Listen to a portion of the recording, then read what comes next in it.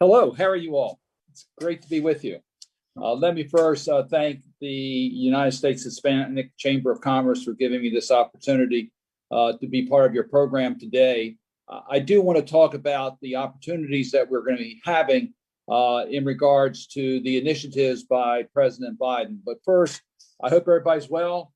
Thank you for your help. It's an honor to chair the Small Business and Entrepreneurship Committee in the Congress, and we work very closely with your chamber in expanding opportunity in America. As I know all of you are aware, the American Rescue Plan was a game changer.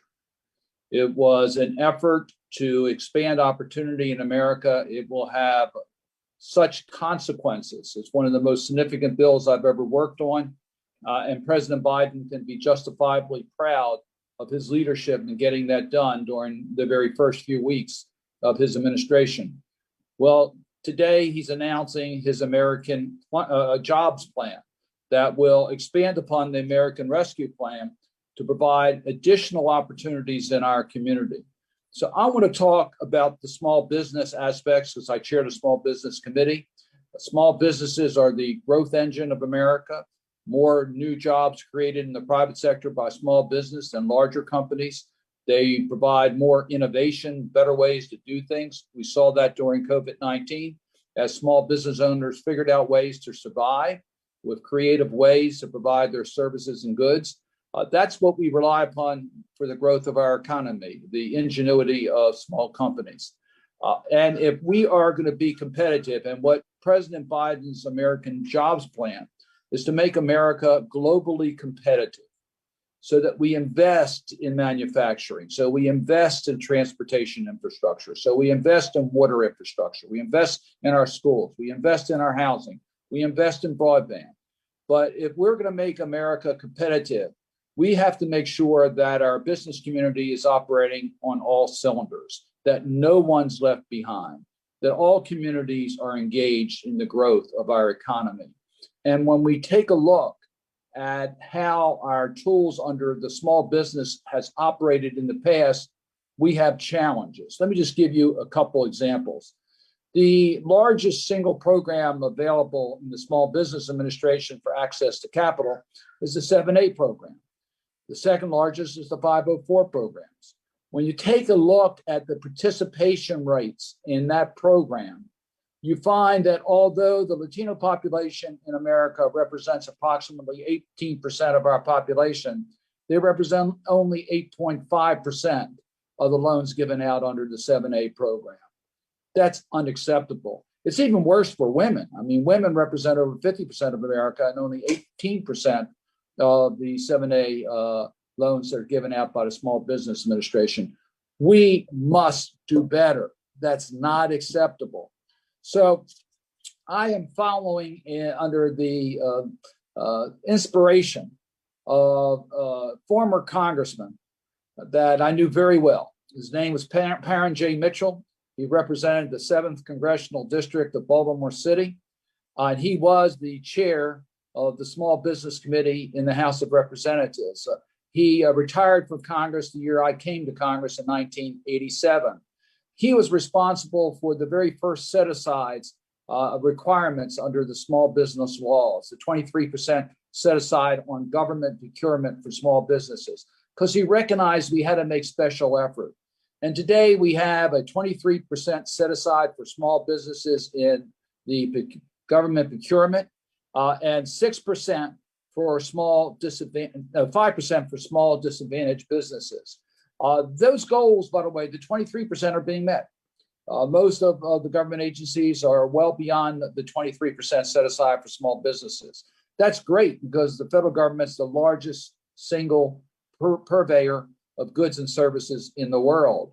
So we're making that goal, but we're not doing as well in regards to reaching minority communities and reaching the hard to serve businesses. We must do better. So we have a game plan. How are we going to improve these numbers?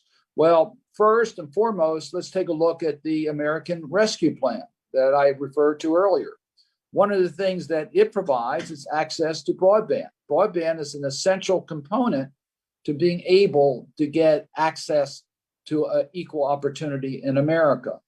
And the broadband is not available in many communities in our country today, or it's not affordable in many communities in our country today. So the American Rescue Plan takes us in providing resources to the FEC, to FCC, to allow for affordable access to broadband, and provides funds to our local school systems and to local governments that can be used for broadband, particularly the last mile of connection. But we need to do more. And that's why the American Jobs Plan that President Biden is announcing today will set the goal that every home in America will have access to affordable high-speed internet. That means every business will have access to affordable broadband. But we need to do more than that. And that's why we've introduced certain bills.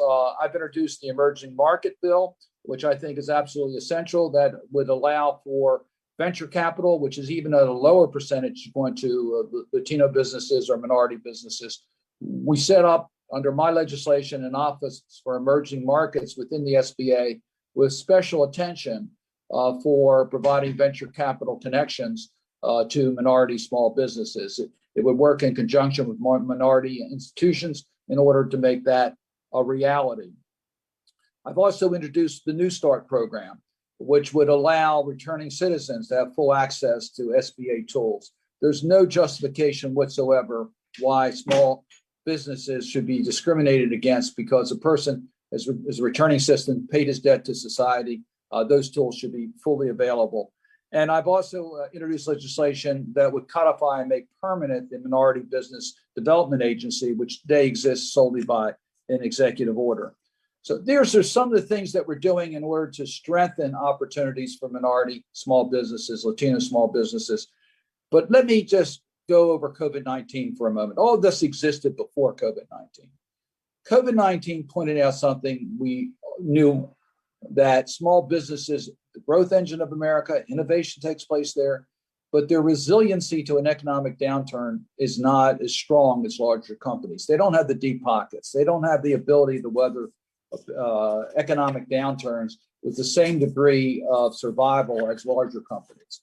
And that's why we had to do something to make a difference to help small businesses.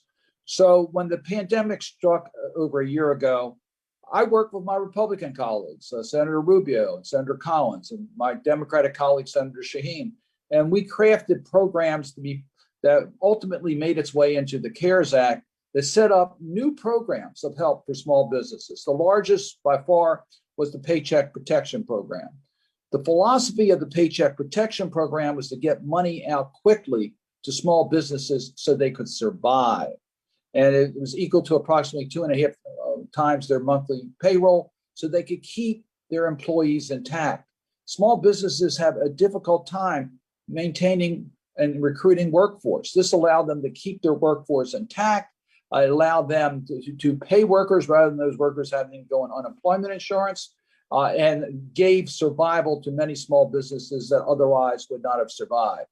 In total, in 2020, there were 5.2 million of these PPP 7A forgivable loans granted to a tune of $525 billion.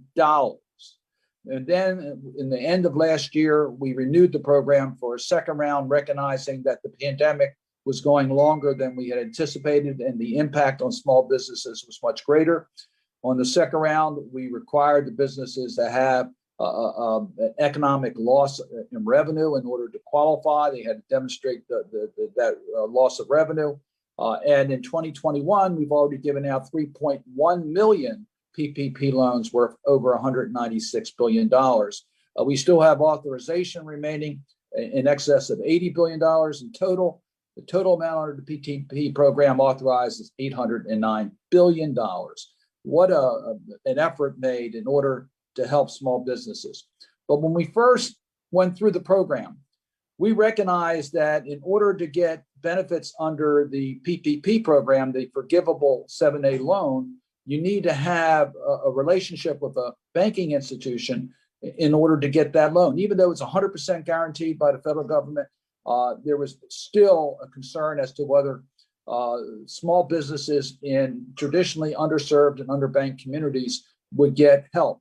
So Senator Shaheen and I authored a provision in the CARES Act that required the SBA to make special outreach to the underserved community. It was on page 30. The Inspector General concluded that the SBA did not carry out that provision the way that Congress intended.